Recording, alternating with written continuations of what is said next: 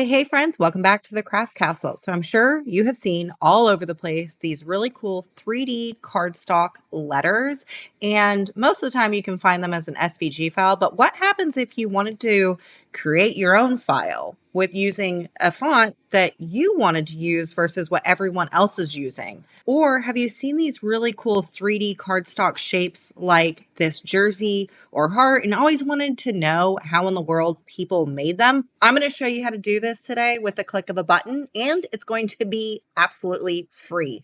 Are you ready to learn how? Let's go.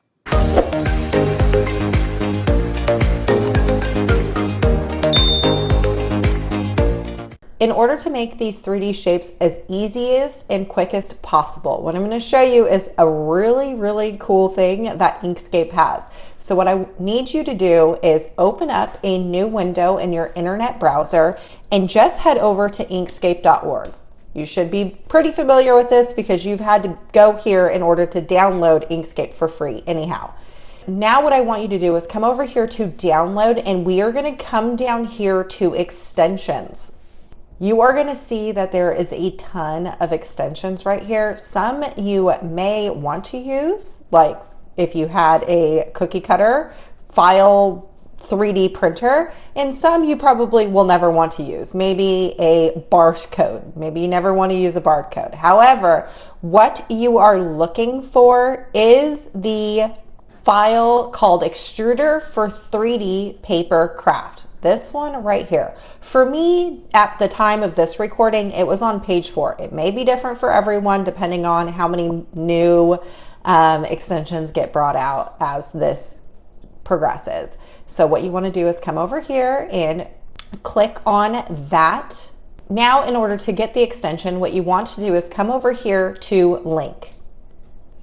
Okay, then what you're going to do is click on this green button called code. Then what you're going to do is click on download zip. I'm going to press allow, and it's going to come into my downloads folder.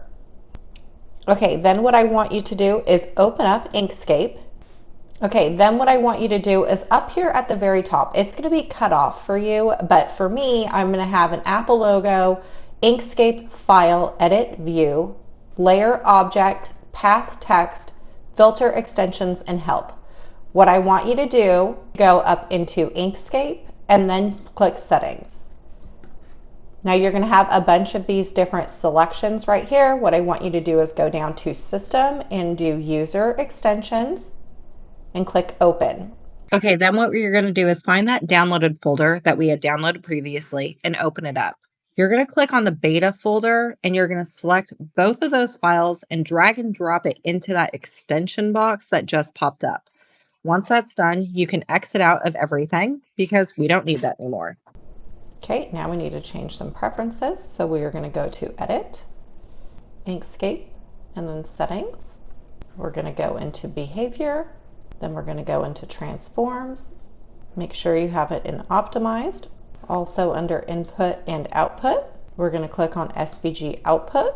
Make sure your path string format is switched from Optimized to absolute. Then all you want to do is exit out of that. Okay, now let's do something extremely easy, just a regular box. So all you want to do is go over to the left-hand corner where you see like a shape tool, and we are just going to draw a box in our screen. I'm going to change it over to red just so we can see what we're doing.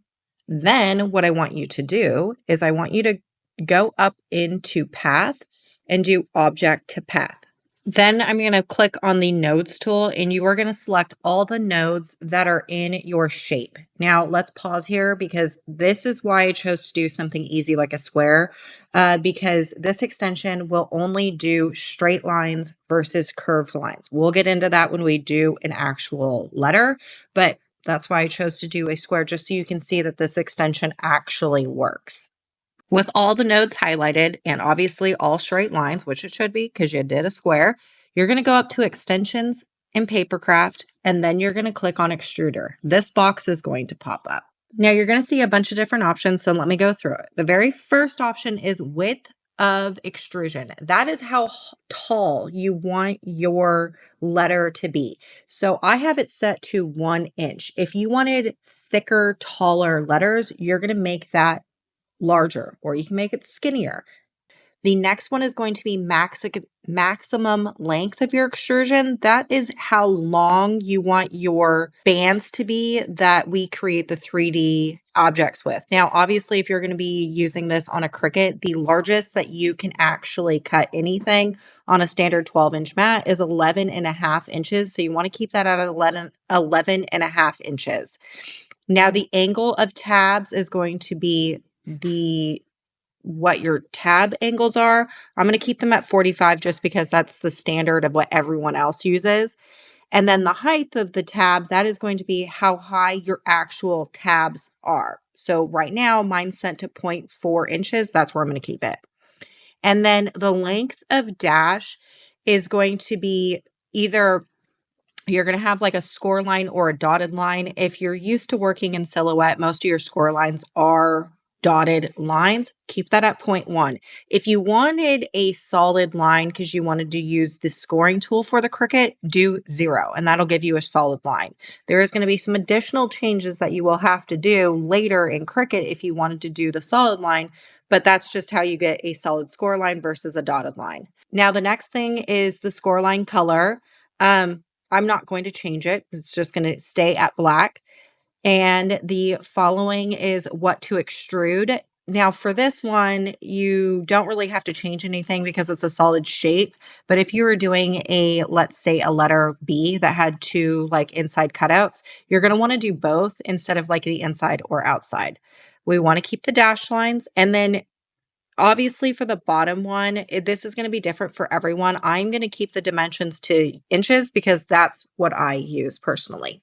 Once you have adjusted all of this to your preferences, all you need to do is press apply. When you do that, a whole bunch of random strip rectangle looking things are going to pop up on your screen. At that point, you can just close out or exit out of this menu because we don't need it anymore. Now, this particular extension that we use not only gives us our straps that we need in order to create a 3D leather, but they also provide these like outside band portions. I'm not really entirely sure what to call them. I'm assuming that they provide it just to make things look a little bit nicer and more finished. I personally have never seen them used ever.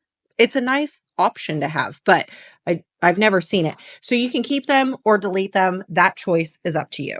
Okay, you're also going to see on my screen that I have a number 1 and a number 2. So what that means is we are going to connect the straps going from number 1 to number 2, then number 3 and number 4. And you're going to follow that order.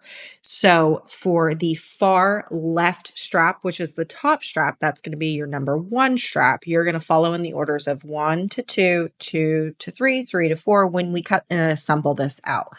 Also, it may not look like it, but there is now going to be a copy of your original shape. So on top, if you click on it and drag it over to the right, you're going to see that there is now a secondary shape underneath that. That's because you need a top and a bottom in order to make your 3D shape. You can delete that number 1 and number 2 if you wanted to, or you can just leave it there. When we upload this into Cricut Design Space, they disappear. But anyways, now what I want you to do is save this as an SVG file to your computer. And just to show you that this does work, I am going to upload this into Cricut Design Space. So if you've never used Cricut Design Space before, all you need to do is open up Cricut Design Space, go over to New Project, and then you need to upload, and then upload image or file. And then you can either drag and drop it into Cricut Design Space, or you can open up that little browse thing, find the file that we just uploaded. It's going to look blurry, but that's okay. We're just going to save this and import this into Cricut Design Space. And there's our 3D SVG file. Remember, the 1 and 2 do disappear. You can ungroup this, resize this if you wanted to, but you want to make sure you resize it all together because this is going to fit all together.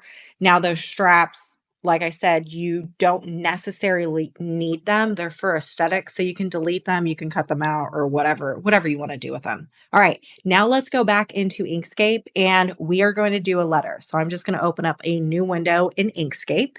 And we can work on some letters. So before we continue, what I want you to do is go back over into your internet browser and you're going to click on this. It's how to use the extruder. This is actually really helpful, especially for me because this is a brand new extension that I'm using. So in this PDF document, obviously we should all read it just because it'll help us, but in here it says a path must be composed of straight segments. So this right here is very crucial for this particular extension, okay? So going back over into Inkscape, I'll show you what it will look like if we don't have a straight segment. So this right here is obviously, if we zoom in, you're going to see that there is some curves in this particular font that I'm using, the BFC birthday party. You can see that we have some curves here, okay? So if we were to go into the extensions and then Papercraft and Extruder, if you press apply, you're going to get an error notice. And that's because there is these curved lines. So how do we get rid of that? I'm going to insert another text, and let's just do the letter A just to keep it simple. So first, what you want to do is find your font, okay? I would suggest something that has a whole lot of curves. You can choose any font, but let's just choose a font that doesn't have a whole lot of curves to make it easy on ourselves. Okay, so here's one that has no curves. If we zoom in, you're not going to see any type of curves in this particular font, okay? Now what I'm going to do is I'm going to show it to you two ways just so you totally understand what it is that I'm talking about when it comes to a straight line. So I'm going to Command D, which is duplicate, or you can right click and duplicate on your computer, and we're going to drag this over. For this font, I'm going to choose one that has some rounded shapes to it or rounded corners. Okay, we'll do this one, Arial Rounded MT Bold, and we'll just press apply. Okay, this clearly has some rounded corners, right? We've already discovered that we can't use a font or anything that has rounded corners. So if you're using a heart, you're going to have to redesign the heart to be more of a squared off versus rounded. Okay, so if we were doing fonts, what you want to do is selecting your font. You want to come up here to path. It's going to be cut off for you, but you want to come up here to path, and then you're going to do object to path. Let's just do it for both of the letters that I have on my screen, okay? For the very first one, we're going to click on it and we are going to come over here, and this is the node selection tool. Now what you want to do is press shift on your keyboard and we are going to select all the nodes that are in my font. You are going to see that we don't have any extra handles on here. That means that I have all straight lines. However, if we were to click on the one that has the curves, shift on the keyboard and select all of these nodes, you're going to see some circles here, okay? That means that we have some curved lines, all right? So obviously on the inside right here, we have squares. Squares means that we have straight lines, straight line here. But these circles mean that we have some curves. So what you can do is you can add in straight line nodes, or that's like the hard part. You can add in more nodes as well if you think that you need them. Every node is going to be a tab though. Just keep that in mind, okay? So let's say we don't want to do any editing with this. We want to make this all a straight line. What you want to do is have all the nodes selected in that one letter, and we're going to come up here to this one right here and press straight line, okay? Now all of these are going to be tabs. If you don't want that many tabs, what you need to do is go back in and delete the tabs. However, do you see how now I have some rounded edges again?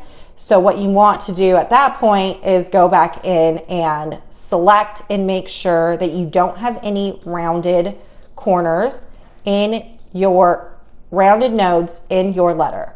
When you do that, however, let's go into this arrow tool. Do you see how now my corners are they're kind of jagged?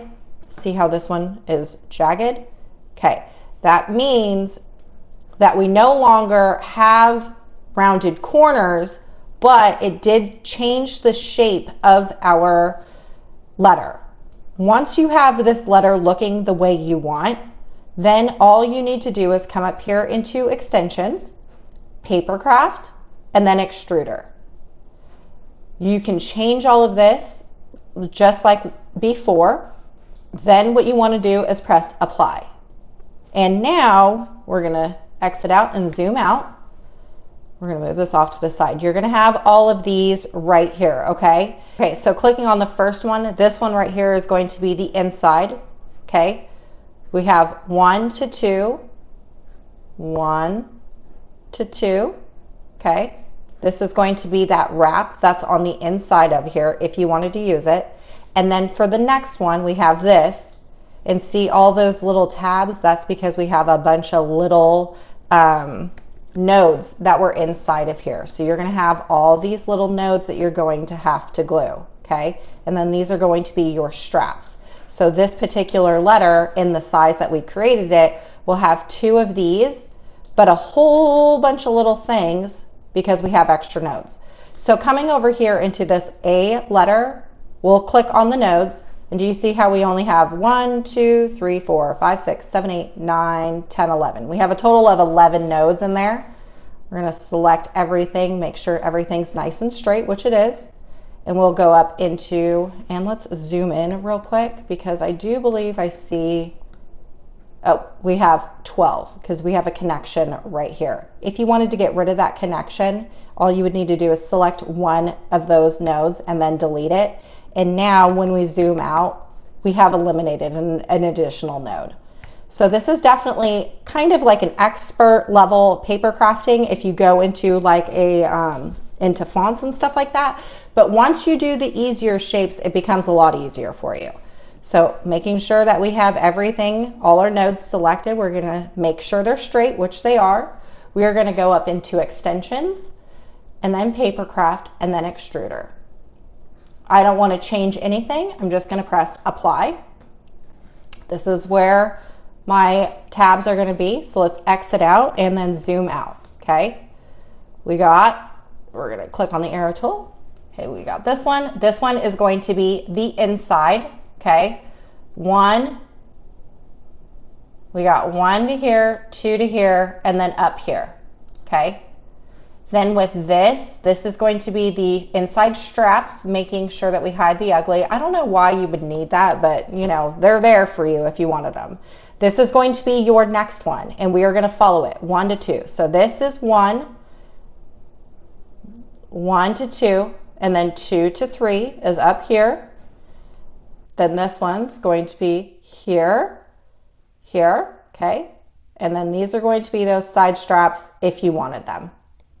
All right, so I'm just going to delete this one right here because it's not cute and I don't want to do it. So we'll just exit out of that. And just so you can see, we have 2 copies, a front and a back. Okay, now what you want to do is save this. So we want to file and save it. And we'll just press save. Going back over into Cricut Design Space, what I'm going to do is I'm going to select this one and then move this over. And we are going to upload and upload image, browse, select our letter that we want, and just press continue and upload. Okay, right click and press ungroup. I've decided that I don't actually want to cut these straps. I don't think that they're necessary and I have no idea why I would want them anyway, so I'm just going to delete them. And just to make sure that you know that this extension actually works and it's perfect, I am going to cut these out in my cardstock found in my cardstock warehouse, and I'm going to assemble them. Just so that you know that this extension seems to be too good to be true because it's so easy to use. Is truly this easy to use. I can't believe that I came across this extension and it took me this long to find this extension because this is a blessing. I have been trying to find an easy way to make these 3D files and be able to share them with everyone. And now we have this. We have the ability. Oh my gosh, I am so jazzed. Assembling 3D letters do take a bit of patience and grace. I probably should have made my letters a little bit larger just to give myself a little bit less frustrations because my like fat fingers and small little things don't mesh well, but I ended up being able to complete both things perfectly. So essentially all you do is fold on the dotted line of your straps, and then you glue them in the same direction, like 1, 2, 3. Remember, just following in that order. It's really easy to assemble these things. Can you believe that we created this all in one click of a button? Technically, in a click of a button, you now have and can do your own 3D shape of anything, any shape, any letter, any font. You can create them all. So if you're looking online and you cannot find exactly what it is that you want, you can create it within minutes. Isn't that wild? So wild. I didn't think it was going to be this easy, but I finally have found it and now I get to share it with you and I'm so excited. And yeah, I hope you enjoyed. I hope you really enjoyed this video and that you get to create all the 3D paper crafts that you wish. All right, y'all, I sure hope I inspired you to create, and I will see you next time.